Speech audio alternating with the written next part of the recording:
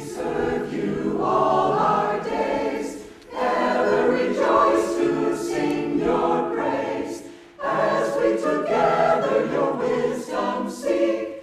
Charge us with truth whene'er we speak. Lord, may we ever know your will. Come to us when our hearts are still, as we your guidance with joy receive. May we as one your bliss achieve, as we your guidance with joy receive. May we as one your bliss achieve.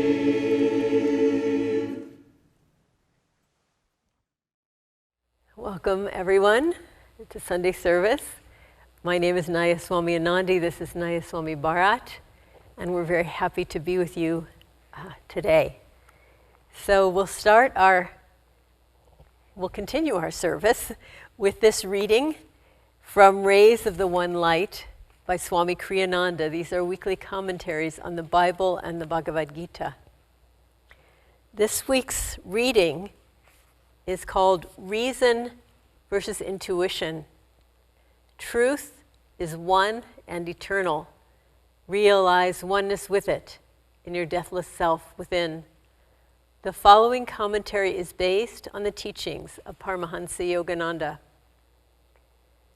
Jesus, when addressing his critics, appealed to reason and common sense. In his training of the disciples, however, he, like all great masters, encouraged in them the development of a higher faculty, soul intuition. For it is only by intuition that spiritual perceptions are achieved. In chapter 16 of the Gospel of St. Matthew, we find Jesus drawing on the intuition of his disciples by asking them who they thought he was in reality. They immediately understood that what he wanted from them was a subtle answer, not some obvious reply based on his nationality, sex, and the like.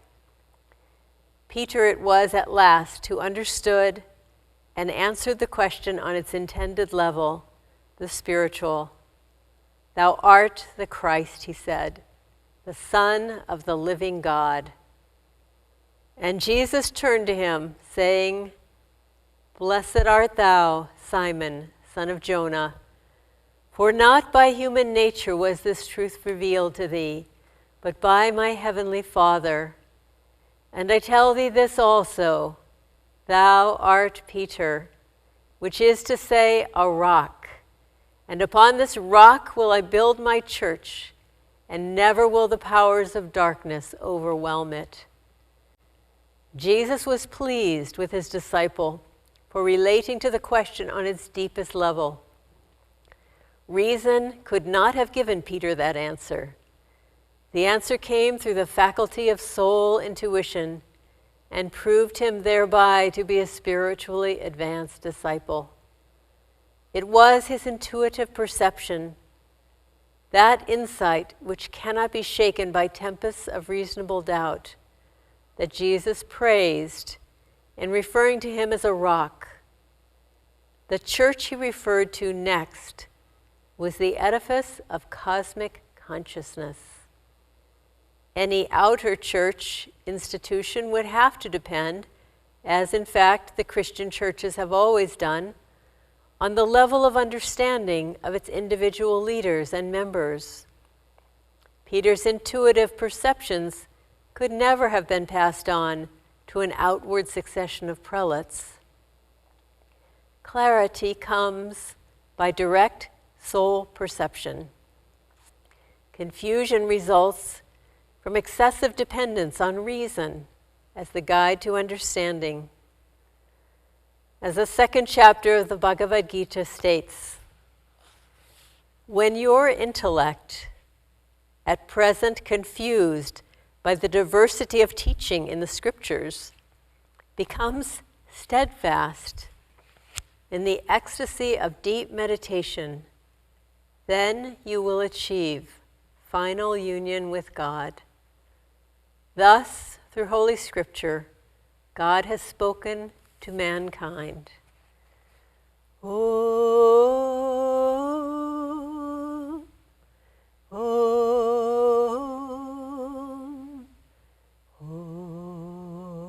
Om.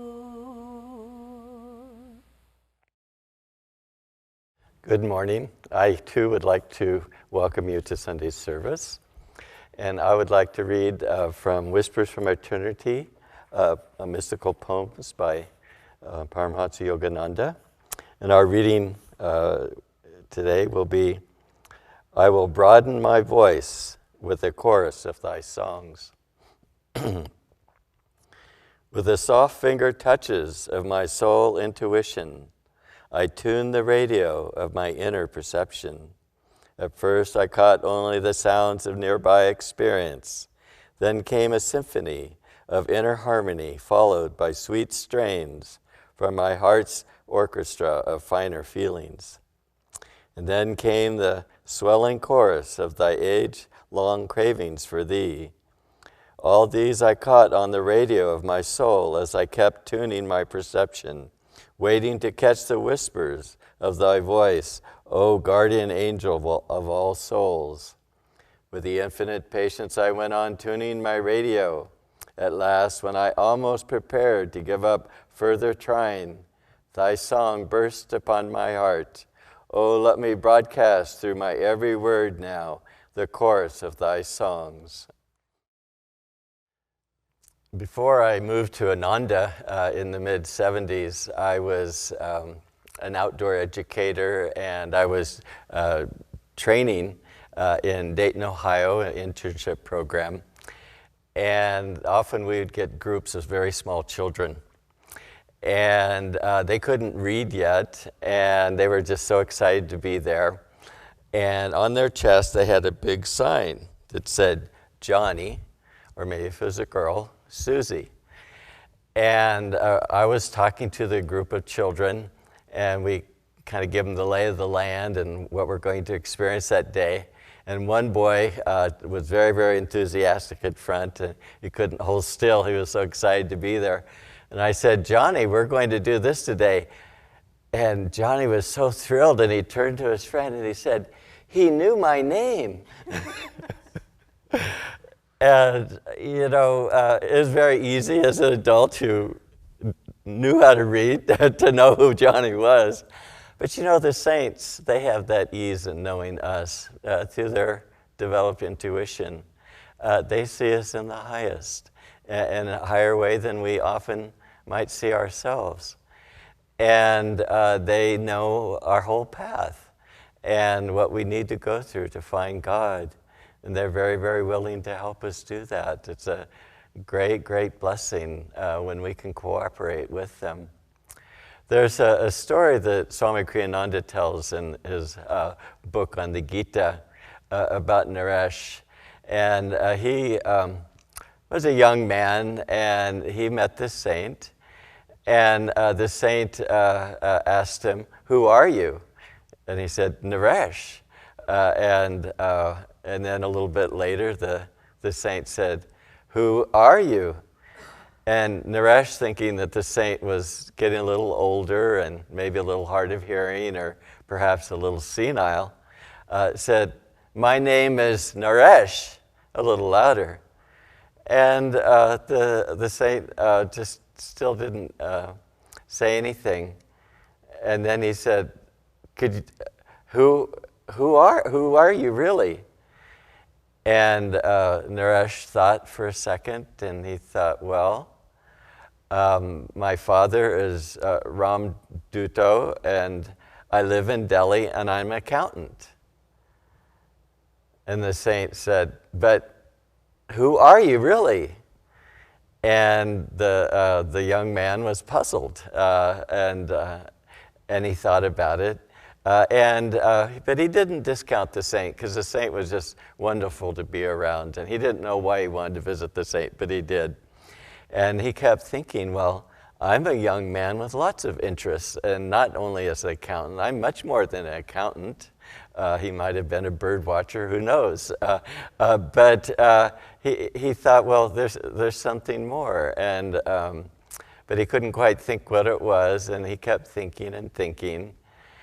And then one day the saint asked him again, "Who are you?" And this time Naresh said, "I don't know who I am." And the saint smiled. And then a little while went farther along, and the saint asked him again, "Who are you?" And Naresh said, "I don't have words to describe what I am. I know that I'm the soul seeking freedom." And the saint smiled, and he said, "Now we can begin to work, now that your mind is silent and quiet." And the intellect is a very interesting aspect of human nature, because it makes the subtle more clear to our awareness and consciousness. It categorizes things, it interprets life, and brain scientists say that it actually builds a whole virtual world of its own, from its own perspective. It is not really based on reality. And it's our feeling, that aspect of human consciousness that is self-aware. And calm feeling is intuition. And in that stillness, the reading talked about, in that stillness, all things are revealed to us. And this is true intuition. And one saint said that all spiritual experiences are simply prolonged intuition. And intuition also is love. And I'd like to tell you a story about two maintenance men that worked at this Christian camp where there was an outdoor education program the local counties they would have at this facility. And when I first arrived, there was a young man, a little bit older than I was, maybe 8-10 years older, and he was part of a metaphysical tradition. And Swami Ananda talks about the intellect or knowledge. It doesn't touch someone deeply because it's not based on direct experience. Knowledge is just a mere catalog of facts. Well, this man was a nice man. He talked a good game. I was just new to Ananda, and like many of us, when we first come to Ananda after from our previous incarnation, we've meditated and we were enthusiastic yogis. Then all of a sudden we come to the teachings again. You just sort of can't hold us back. So often we're just so enthusiastic. Well, that was my case. I was quiet about it. It was at a Christian camp. But I meditated avidly. But this maintenance man, he would talk about the 7 levels of reality and all these different things. And I was just really puzzled by this. It didn't mean a thing to me. But he knew all this stuff, or it seemed to appear to know all these things. But I really wasn't that interested in that. I didn't understand it. All I understood was the joy and the peace and the bliss that I was feeling in meditation. And that's what I was after. And I never saw that this man meditated. It was just outer knowledge. And then he moved on, and another maintenance man came and took over that position. And his name was Rusty. And Rusty was truly a traveling renunciate. He and his wife, whenever he would get the inner call from Christ that a Christian community or camp needed his services, he was good at building and maintenance, he would just immediately get in the car and he would just drive to that place. And then he would just serve God through whatever he could do to help that facility. And he was a very joyful man, and I developed a friendship with him. And at that time at Ayodhya, the monastery at Ananda, I had a very small trailer, maybe 15 feet long, and Rusty volunteered to come to Ananda to build a shed right next to my trailer. so I'd have a little bit more room and create an office, and eventually wrote Sharing Nature with Children there. Well, Rusty liked to joke, and before he came, he said, Joe, my name was Joe back then, he said, you grew up Methodist, so you aren't a Christian. And then he would his whole body shook with laughter, because being a Southern Baptist, that was sort of their interpretation. But when he came to Ananda, he was just really a loving man, and he'd see pictures of Mother Kali with her tongue out, and Ganesha, and Durga, and it didn't miss a beat. And he just really appreciated the spirit of love that was at Ananda, and the same devotion we gave to Master and to all our gurus was the same in his heart, the same that he offered to Christ. And it was just beautiful to see, human vision sees separateness everywhere, all the differences in life. But divine vision sees unity everywhere, sees that sense of oneness. And in that spirit, that's when the soul can really learn and feel a part of everything around oneself. And that opens us up to really learn the deep lessons of life. Master said, Paramahansa Yogananda said that we can only experience through the brain life vicariously. That means from the sensations from the physical senses. They come into the physical brain, and we have a sense of things. And he said the only way to really truly know something is to free the trapped life force that's in the body. And you do that through yoga practices or deep prayer, other traditions, but you internalize your life energy, and you bring it into the spine. It goes up through the spine and out through the spiritual eye. And essentially what you're doing is you're releasing that essence that animates the soul, and we merge with the cosmic energy all around us. And this is what true intuition is, because we're actually merging our consciousness with the consciousness of everything. And that's when we truly know. I love to practice the Om meditation technique. And when you have a sense of touching life all around you, if you can go deep enough in the technique. And Swami Kriyananda talks about how Om will bring all things to your remembrance, and wonderful realizations will come to you through the practice of Om, but also any attunement with divine realities, with the Guru, with love, with bliss, joy. And this what happens to the soul as we begin to open up in a very real, tangible way. We start to become everything in our consciousness. Maybe baby steps in the beginning, but we're allowed that, and it's all directional. But this is the way. It's not, the mind sees what's in front of us, but the heart sees what's all around us and what's within us. And when we can relate to the divine within ourselves, we're able to see the divine everywhere around us. And this is where true perception really starts to come. I have a friend who used to live at Ananda, and he was in Mexico, and in his city, and he was on a balcony enjoying the beautiful lights of the city at night. And then, as will happen in many countries, the power shut off, and he couldn't see the city lights anymore.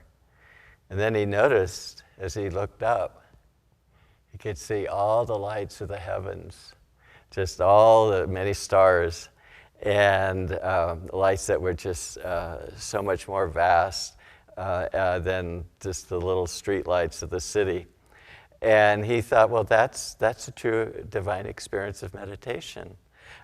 We withdraw instead of electricity. We withdraw from the physical senses, and we internalize. And that's when we start to experience divine realities within ourselves, because we've pulled ourselves away from the material world, and we're starting to be able to experience more subtle realms within ourselves. And so this is really the path of yoga and other traditions that withdraw the life force. And that's where true intuition, pure perception starts to take place. I'd like to talk a little bit about love, because love, well, calm feeling is, as I said, intuition. But calm feeling, as we know also, is pure love. And in that mutuality, when we have that pure love for God and we're totally with God, then God reveals himself and shares everything with us. And it's only when the devotee comes to that point of really offering and really giving his or her whole heart to God, that God really feels that resonance and feels the freedom to give of himself or herself to the devotee. And that's what opens us up. That's what creates the avenue for God to come to us and fill us with his holy presence. And we understand who we are. We understand what God is, the nature of life. You know, the many people in the wilderness and saints as well have said that this whole world is made from love. And I had an experience in the mountains one day walking through a remote valley, and I could just feel the love and all the flowers and the little streams and the big glacial boulders, and just everything was just singing and sort of expressing this sense of joy. And we don't have that experience maybe all the time. After a meditation, we feel that inner sense of that.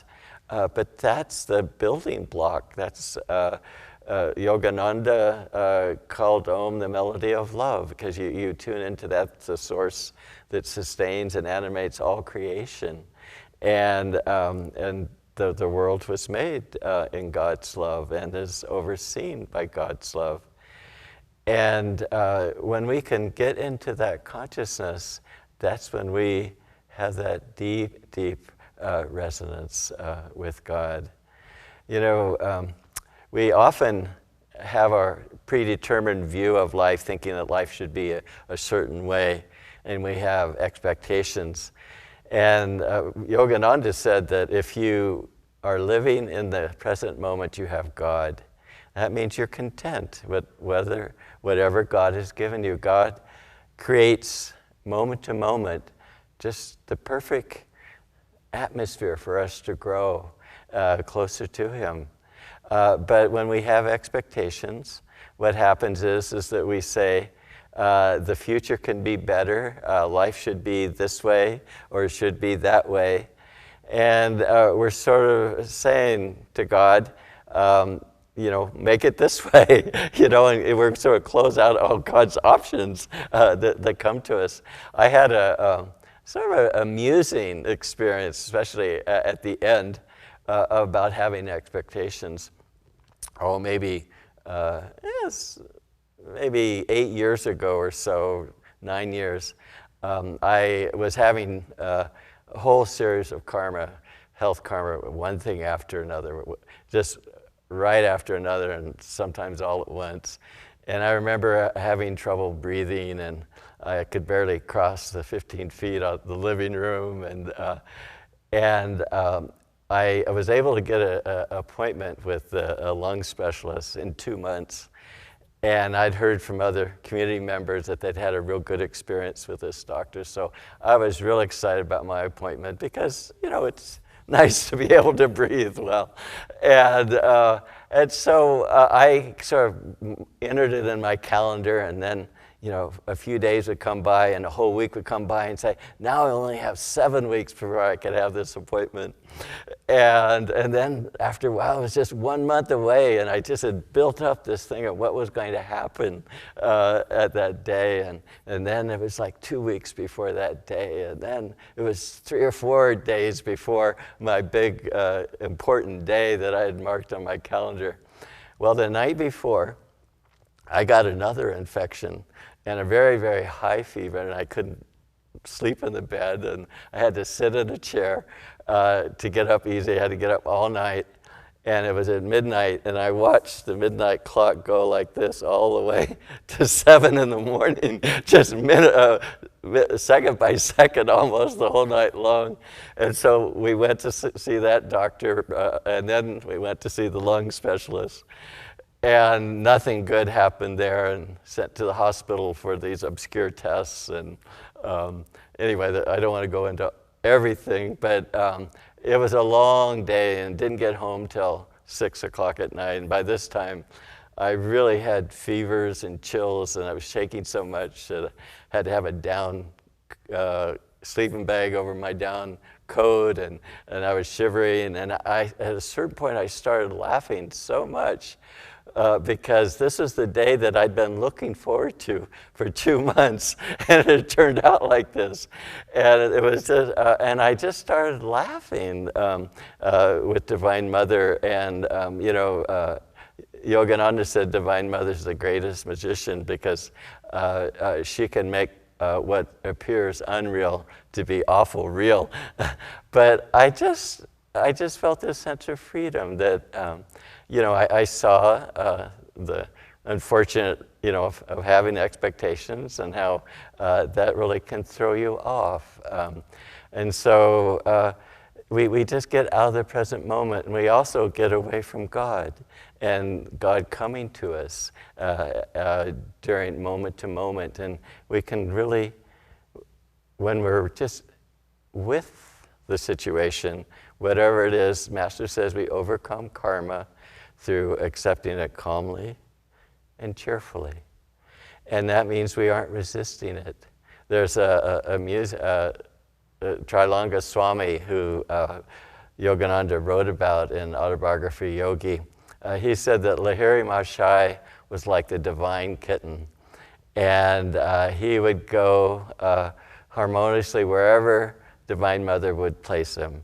And there he would be as a family man, an accountant, but a liberated soul, an avatar.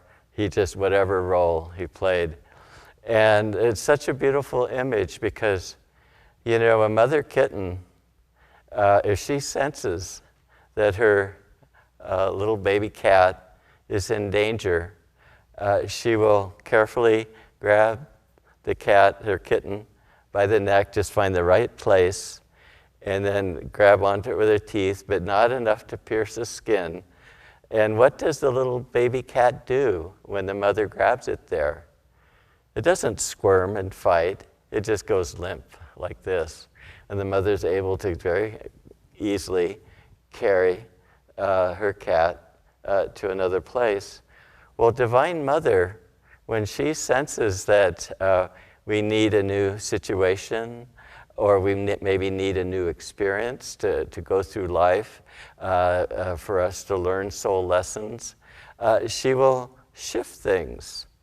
And if we can cooperate with that shifting and embrace it, then we can learn her lessons that she has in design for us. But if we fight it, we never learn the lessons. We just strengthen our separateness from God and our ego, and it takes us even longer.